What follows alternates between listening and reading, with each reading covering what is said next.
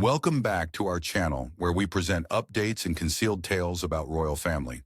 We are happy to offer the following news. Meghan and Harry burst to tears. After King Charles announces a shocking statement, "I'm not a bank," following over 30 years of observing, analyzing, and reporting on the private and public affairs of the British royal family, acclaimed royal correspondent Robert Jobson has utilized his extensive experience to create The Windsor Legacy, a royal dynasty of secret scandal and survival. In that book, along with subsequent interviews and panels, Jobson compiles a comprehensive narrative of the House of Windsor over approximately a century, examining how the family has navigated crises, redefined itself, and endeavored to maintain its significance. His project is not simply a compilation of episodes. It seeks to elucidate a recurring pattern, how scandal and secrecy intertwine with institutional resilience, and to evaluate the current status of the monarchy, identify its leadership, and discern the factors that will influence its ability to maintain public confidence domestically and interest internationally. Jobson's viewpoint is influenced by the duration and closeness of his association with the royals. Having documented extensive segments of the era he discusses, he perceives history as cyclical and replete with echoes. Previous challenges resurface in modified forms, and individuals and actions replicate their impacts under varying conditions. It is intriguing to recognize the profound connection between the past and the present. He remarks, observing that his interactions with individuals like the Queen Mother and Princess Margaret have influenced his perspective on the institution's enduring dynamics. The ties and the perspective they provide are crucial to his evaluation of the monarchy's present adaptation strategy, the series of modifications, compromises, and public relations efforts the family engages in to remain relevant. Jobson contends that this strategy is currently experiencing unprecedented pressure due to the simultaneous occurrence of multiple crises, a globally impactful reputational scandal, invasive public examination of financial and property matters, significant health issues among senior royals, and profound familial discord. The core of the reputational issue identified by Jobson is the scandal about Prince Andrew and his affiliation with the deceased convicted sex offender, Jeffrey Epstein.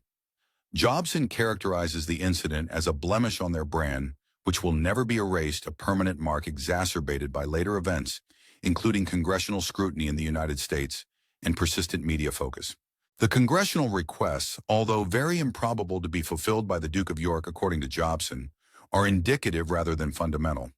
They illustrate the extent of global apprehension and the level to which the crisis has evolved into a diplomatic and political dilemma in addition to a personal one. Jobson has shown significant unease with what he describes as a trial by media faced by the Duke, asserting that the public disclosure of accusations should not replace judicial proceedings.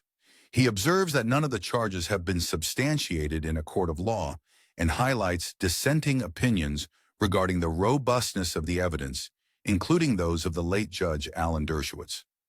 Jobson's primary criticism is aimed not at the existence of allegations, but at the way the palace handled the repercussions.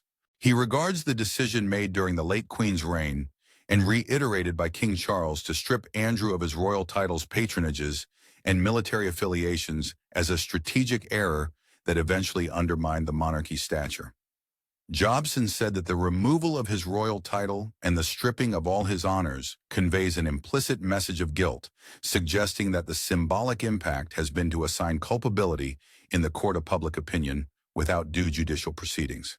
This accusation is significant as it connects internal palace damage control strategies to overarching issues of legitimacy and equity. Jobson establishes a historical analogy with a prior instance of institutional obfuscation, the suppression of Edward VIII's affiliations and connections with Nazi individuals, which were later revealed through wartime documents referred to as the Marburg Files. By referencing that example, Jobson cautions that concealment and obfuscation typically inflict greater damage on an institution than the initial wrongdoing. The concealment, as is often stated in such matters, is generally more egregious than the offense itself, he commented. In this instance, it remains uncertain whether a crime has occurred. My belief is that their actions have inadvertently created numerous complications. The can of worms has generated significant repercussions.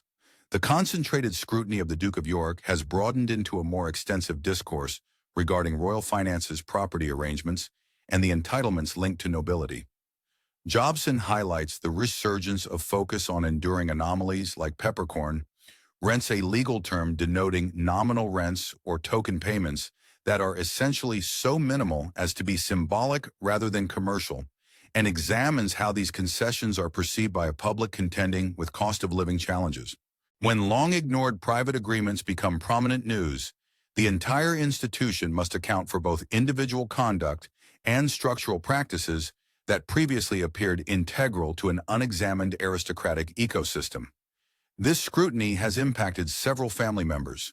Jobson references the situation of Princess Alexandra, who has faced criticism from certain factions regarding what detractors characterize as a nominal rent for her property, and he highlights Prince Edward, the Duke of Edinburgh, as an individual subjected to undue scrutiny.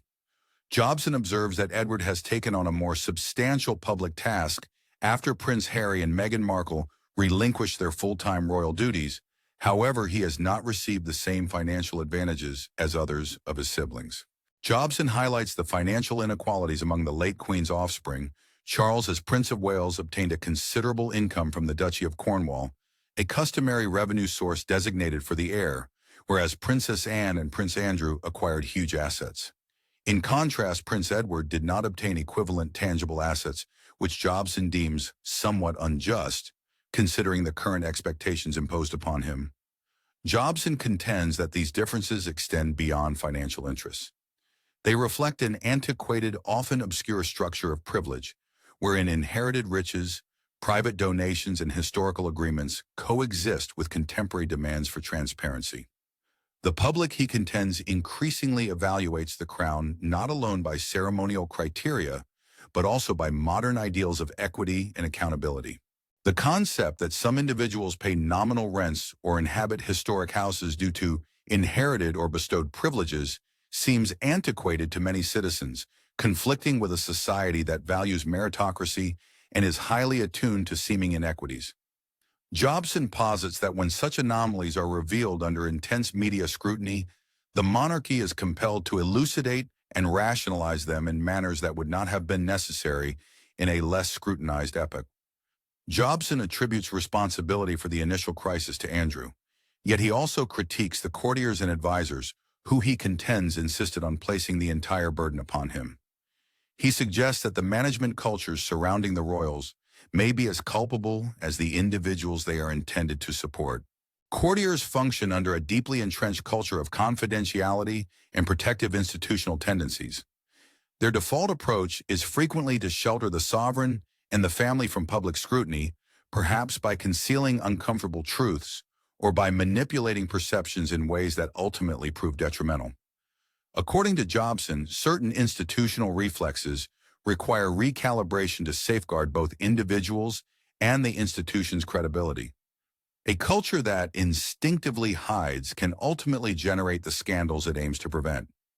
For Jobson, the pivotal moment that determined Andrew's destiny was his participation in a 2019 BBC Newsnight interview. Subsequent emails and records indicated that the Duke had been deceptive regarding elements of his relationship with Epstein, and specific contacts, and this apparent dishonesty was detrimental. That is the factor that condemns him, Jobson asserted. He deceived, and I suspect he deceived the palace as well. I suppose he deceived his mother, the Queen. I am aware that he deceived the King. In Jobson's narrative, this falsehood engendered a dilemma that the palace could not overlook in a time when institutional reputation is curated with the same diligence as corporate branding. A prominent individual regarded as untrustworthy transforms into a persistent problem. Jobson's commentators frequently employ corporate parallels to elucidate the contemporary context in which the monarchy functions. He emphasizes that while the royal family is not a corporation in a formal sense, it increasingly operates within a context where media scrutiny, public relations, governance standards, and accountability frameworks are akin to those utilized by major organizations. This entails expectations of due diligence, transparent procedures, and well-defined norms of conduct.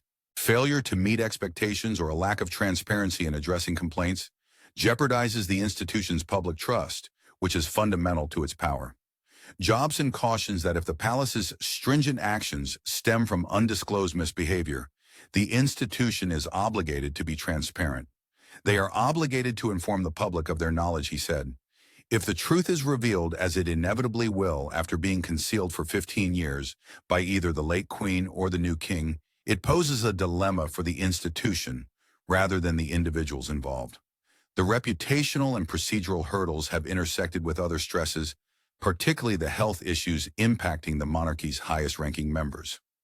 The aggregate impact of these concerns has positioned King Charles III, who gained the throne upon Queen Elizabeth II's demise, in an exceedingly challenging predicament.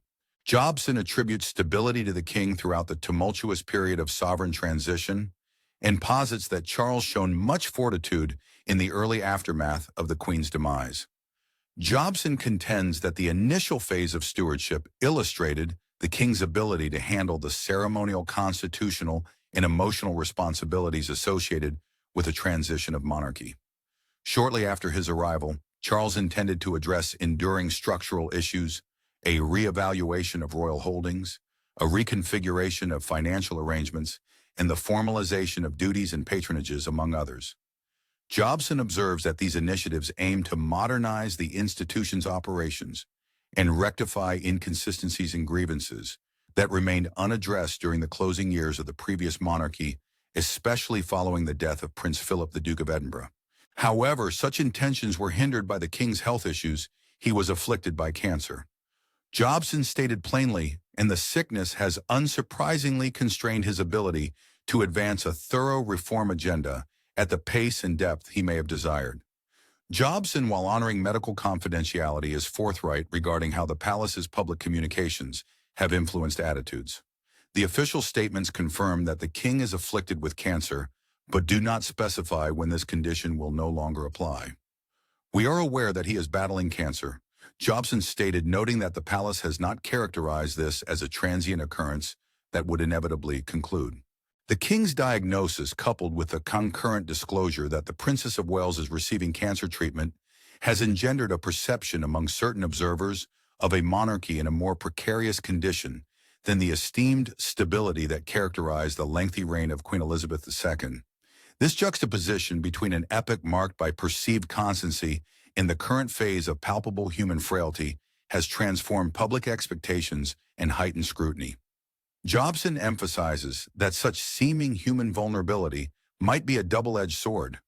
The disclosure that senior royals are afflicted by disease humanizes the family and may enhance popular sympathies in some segments. Conversely, ongoing health issues among key individuals hinder succession planning, the distribution of responsibilities, and the capacity for institutional revitalization. The Queen, formerly able to discreetly orchestrate reforms, now faces a situation where the intersection of health issues and controversy necessitates the palace to be both administratively agile and publicly convincing. Jobson asserts that the crux of the situation is that adaptation necessitates both emotional intelligence and institutional agility. Leaders must be forthright without excessive disclosure, resolute without being authoritarian, and strategic without being detached.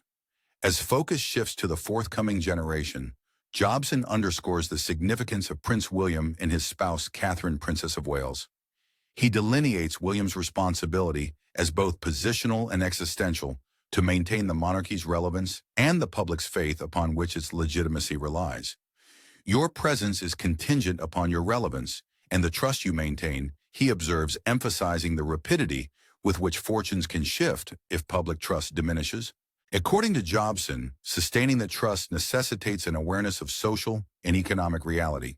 He cautions against institutional apathy, a phenomenon he attributes to the historical decline of specific European dynasties such as the Habsburgs, who he posits did not fall merely due to external pressures, but rather due to an internal disconnection from the populace they govern.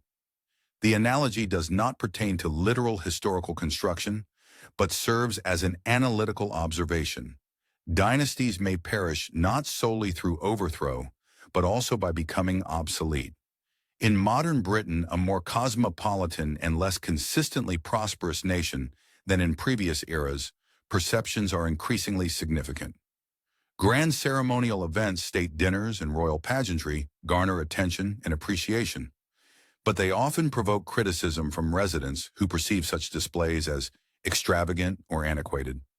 Numerous individuals do not partake in its celebration. Jobson recognizes that many individuals perceive it as indulgent and antiquated, and he contends that a contemporary king must be sensitive to such sentiments.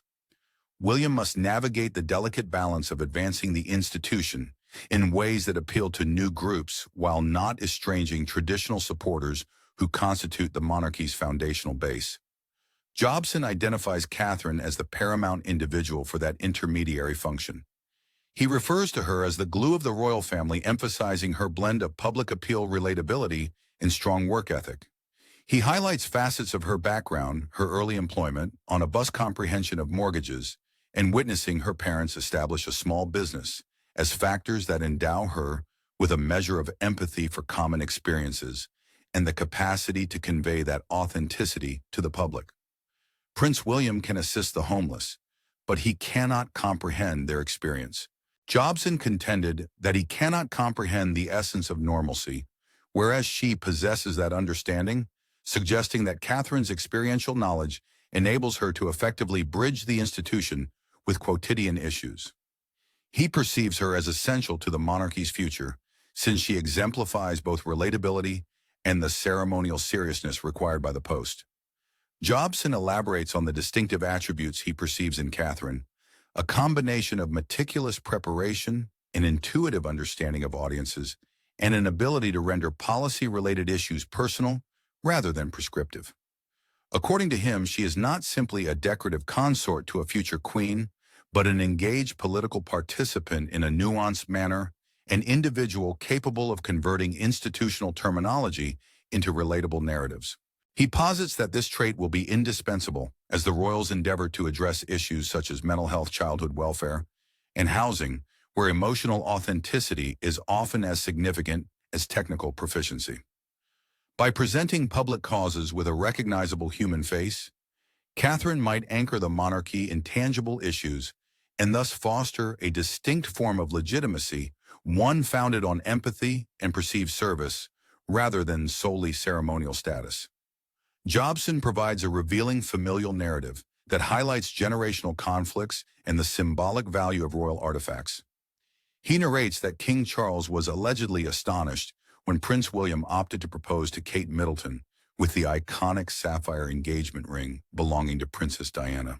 The episode encapsulates intricate emotions: William's aspiration to commemorate his mother, Charles's perception that Diana's ring was closely linked to his marriage, and the underlying familial debates regarding sentiment, legacy, and the symbolic representations thereof. Jobson indicates that Charles was somewhat surprised in a response that aligns with contemporary demands of familial diplomacy and public perception. He contends that such moments transcend the private sphere, serving as public displays of memory and continuity that possess significant political and emotional implications.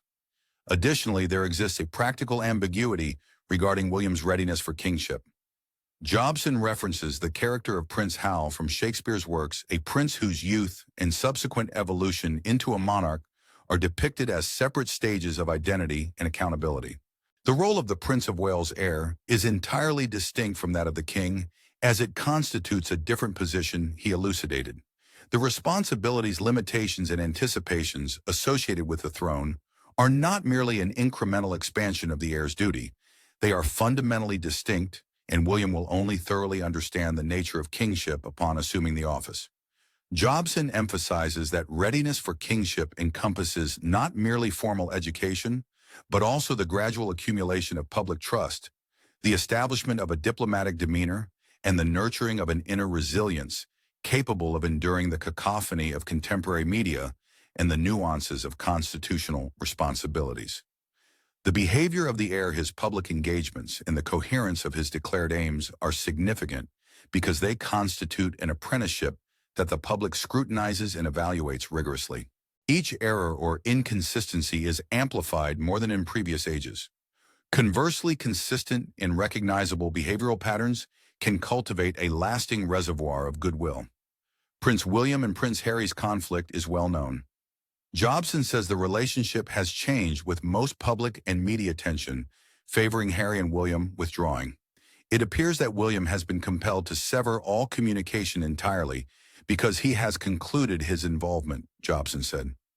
A brotherly conflict is only a war when both are involved. William says, "I will not participate. Doing so is optional." Jobson believes the heir's withdrawal is meant to protect the institution and his future rule from personal conflict. Jobson has criticized Harry's public life in the U.S. business and media activities and honest discussions about royal life. He calls American television appearances and remarks poor judgment. He noted Harry's appearance on The Late Show with Stephen Colbert when unverified Prince William rumors were joked about, and said such incidents burden the king's life, especially when state relations are affected. Jobson also noted Harry's management of the U.S. political scene and sensitivity suggesting that overtly challenging or mocking the presidency could be hazardous. The president's actions were foolish. He stated the significance lies in the office of the president and emphasized that Harry's military past would indicate a respect for public authority. Jobson also analyzes controversial Sussexes and palace legends. According to Harry's book Spare, a meeting occurred after the king's cancer diagnosis. Jobson claims palace documents show the king ordered a team member to interrupt the meeting to get medical treatment. Jobson explained that the king had no technique, meaning that the move was meant to finish the meeting discreetly rather than allow for a forthright or extended discussion. Modern monarchies' complex relationship between transparency, privacy, and familial governance is shown by such occurrences. The name of Harry and Meghan's daughter Lilibet has caused controversy. Harry claims he got the late Queen's approval, but palace sources dispute this. Jobson proposes a reconciliatory explanation, a misunderstanding.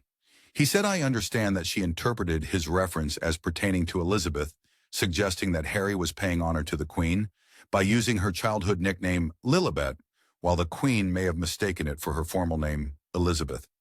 Jobson claims that both sides made fundamentally incorrect assumptions, resulting in miscommunication, rather than purposeful deception. Jobson believes that publicizing such mistakes can lead to enduring criticism. Some of Meghan's supporters think the British press abused her, but Jobson disagrees. From his personal experience with the media's response to Meghan's arrival, he says many sectors were enthusiastic, praising her creativity and commercial appeal. He said the British press was indeed exhilarated to have this attractive actress associated with their prince. He claimed that most photographers and editors took advantage of her financial advantage, and that adverse tales were often attributed to a small group of columnists rather than a unified anti-Meghan media. This appraisal confirms Jobson's main claim that Harry, fearing a repeat of his mother's media scrutiny, became antagonistic toward the press, which strained the brothers' relationship. Jobson believes Harry wanted out more than Meghan and underestimated the repercussions of a half-in, half-out arrangement on the family and the Queen. Jobson's analysis of the Sussexes' post-royal strategy is frank. He expects that the Sussexes will need to reinvent themselves to maintain autonomy and public personalities. He mentions Harry's real estate conference address to suggest that the couple sometimes take on difficult tasks. He discusses real estate. Honestly, what's his real estate knowledge? Jobson warned that wealthy niches may lead to awkward gaps between celebrity status and expertise. He sees Harry becoming a showbiz star and finds it unseemly for a former prince. "I think they're planning something bigger." He remarked, "I believe they understand the necessity of continual reinvention, but cautioned the Duke to acknowledge that he is no longer in his 20s and that sustaining credibility requires discernment and concentration." Jobson's insights show a monarchy under pressure. The House of Windsor, known for its resilience, is facing a reputational injury from the Andrew Affair institutional inquiries into financial practices and privileges health issues among senior royals that have hampered reformative aspirations, and a public schism between two brothers that has elevated P. Jobson's tale isn't bleak. He insists that the monarchy survives by adapting to obstacles, readjusting duties, and regaining popular legitimacy.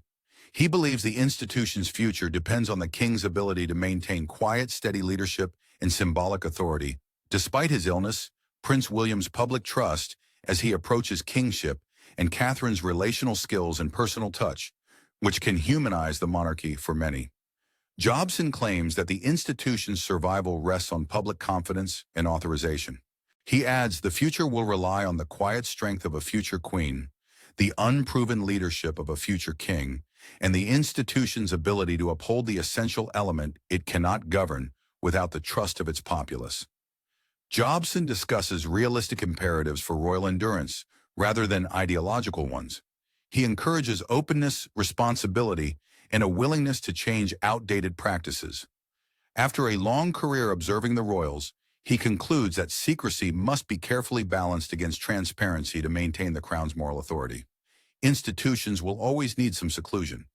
He believes that this balancing act requires constitutional knowledge and a modern concept of institutional governance, knowing when to disclose, when to distance, and when to explain in a way that the public would accept.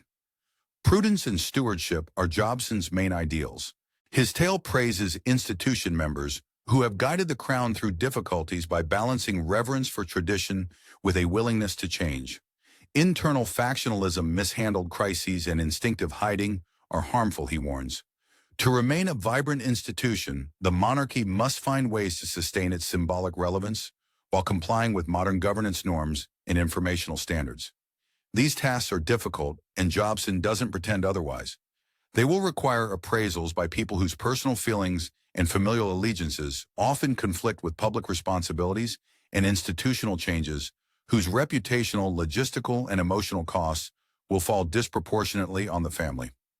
Despite its vulnerabilities, Jobson highlights the House of Windsor's extraordinary resilience over decades, its ability to rebound from scandal and reaffirm itself in ways that are deeply connected to its history while adapting to modern times. Jobson says the monarchy's defining trait is established habits and adaptable innovation. The key question of his book and public discourse is whether that trait will be enough amid scandals, health issues, and family issues. He proposes that institutional leaders should continuously nurture trust, which cannot be dictated by authority, rather than relying on any single probe or expose. Thank you for watching the video. Please let us know your thoughts and say goodbye for now.